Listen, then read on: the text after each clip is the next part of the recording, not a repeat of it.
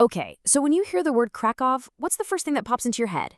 I'm guessing a beautiful medieval square, right? Castles, culture, and yeah, you're not wrong.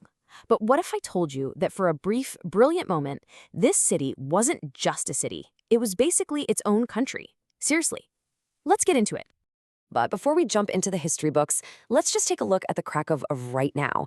This is the ICE Congress Centre. It's a symbol of a city that's become a massive European hub for business, for culture, for innovation. I mean, look at it. It's sleek, it's modern, and it pretty much screams that this city is all about the future. And look, this isn't just a vibe or some nice architecture. The numbers, well, they tell the real story. In the Thalan's Global Innovation Index, which ranks the world's top supercities, Krakow comes in at number 20. 20th. That's a serious powerhouse ranking, putting it right up there with some of the biggest tech hubs you can think of. And within Poland itself, its importance is crystal clear.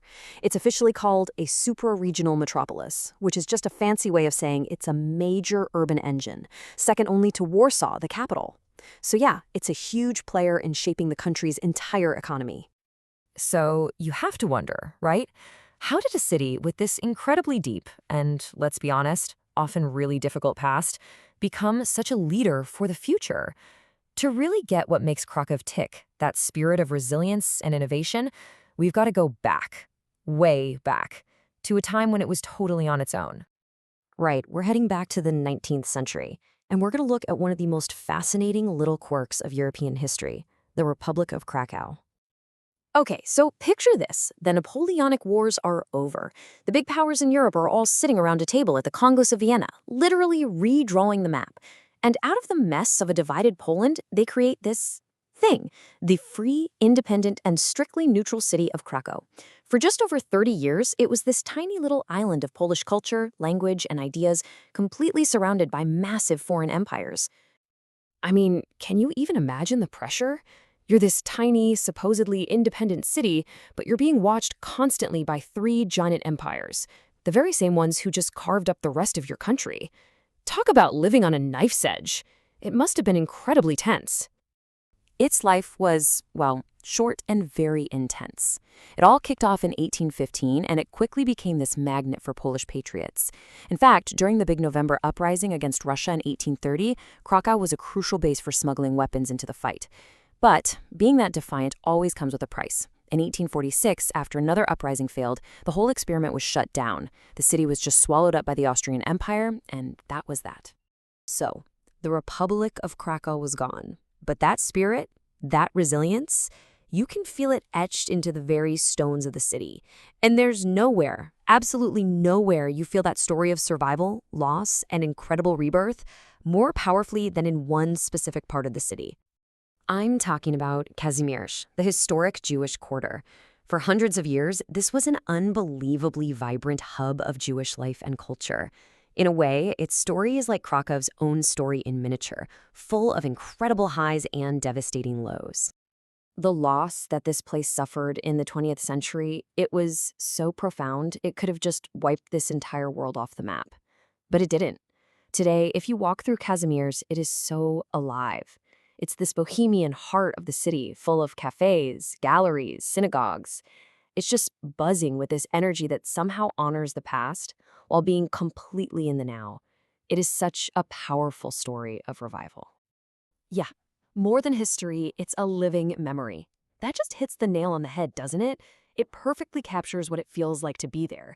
It's not a museum, it's not sealed off, it's a living, breathing memory, where all those echoes of the past are fueling this really vibrant, creative present. And that spirit, that's the key to understanding the Krakow of today. Okay, so let's tie this all together. How do you get from a tiny city-state fighting for its life and a neighborhood that survived the unthinkable to a modern economic powerhouse? Well, it's all about that foundation, isn't it? This deep, deep tradition of learning and intellect, combined with a spirit of resilience that is just unbreakable. Fast forward to today, and the Krakow metro area is home to 1.1 million people. That's a huge pool of talent, of ambition, of energy, all packed into one place and really pushing the whole region forward. And this isn't just any population. They are focused on some seriously future-proof industries. You've got life sciences with huge biotech companies like Celvita. You've got ICT. It's ranked as a top tech city of the future for a reason. Then there's creative industries, sustainable energy. It's this really diverse, really smart economic engine. And believe me, that kind of strength does not go unnoticed. The big global giants, they've all flocked here to set up major operations. We're talking huge names like IBM, Shell, Motorola, Nokia. They're all here because they want to tap into that incredible talent pool. And this right here is Krakow's secret weapon. It's trump card. It's the people, the human capital. When you look at education, the number of universities, technical students, all of it, Krakow is actually ranked #1. It's ahead of massive European hubs like Barcelona and Dublin. Think about that for a second. That is an absolutely massive competitive advantage. So when you pull it all together, what you see is a city that isn't trying to escape its past. Not at all. It's actually being powered by it. That history of intellectualism from its ancient university, that fierce spirit of independence from the free city, that incredible resilience you feel in Kazimierz, all of that is the fuel for what's happening right now. So the big takeaway here is pretty simple. Krakow's success today is not some happy accident. It's the direct result of a culture that deeply values knowledge, that prizes independence, and has proven again and again that it can rebuild and innovate no matter what's thrown at it. I mean, this view just says it all, doesn't it? You're looking out from inside the historic Cloth Hall, this place that's been a hub for trade for centuries, and you're seeing this bustling, modern, lively European square right in front of you.